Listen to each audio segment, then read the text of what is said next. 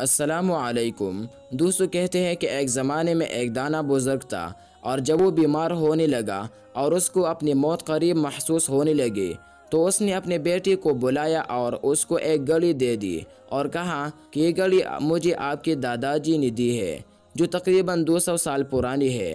اس نے بیٹے سے کہا کہ اس سے پہلے کہ میں یہ گھڑی آپ کو تحفے میں دوں، آپ پہلے بازار میں جا کر گھڑیوں کی دکان سے اس کی قیمت معلوم کر لے کہ وہ دکاندار کتنے میں یہ گھڑی خریدنا چاہ رہا ہے۔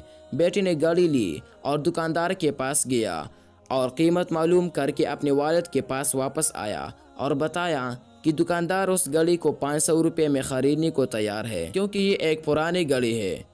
والد نے پھر کہا کہ جاؤ اور کسی ہوٹل والے سے اس کی قیمت معلوم کرو۔ بیٹے نے باپ کی بات مان لی اور ہوٹل والے سے بھی قیمت معلوم کر کے واپس آیا اور والد کو بتایا کہ ہوٹل والا 1000 میں خریدنے کو تیار ہے۔ والد نے پھر کہا کہ اب جاؤ اور کسی عجائب گھر والوں سے اس کی قیمت معلوم کر کے واپس آؤ۔ بیٹے نے پھر گھڑی لی اور عجائب گھر والوں کے پاس چلا گیا اور اس گھڑی کی قیمت کے بارے میں پوچھا اور بھاگتے بھاگتے اپنے والد کے پاس آیا اور کہا کہ وہ لوگ اس گھڑی کو 10 لاکھ میں خریدنے کو تیار ہے۔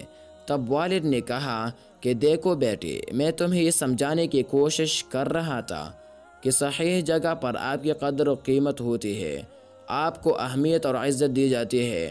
اپنے آپ کو اعلیٰ جگہ پر مت ڈالیے جہاں آپ کی کوئی قدر نہ ہو۔ آپ کی قدر وہ جانتی ہے جو آپ کے کام کی تعریف کرے اور آپ کو حوصلہ اور شاباش دے۔ ایسی جگہ پر بالکل مت رکھنا جہاں آپ کے حوصلہ شکنی ہو، جہاں آپ کے کام کو سراہا نہ جائے۔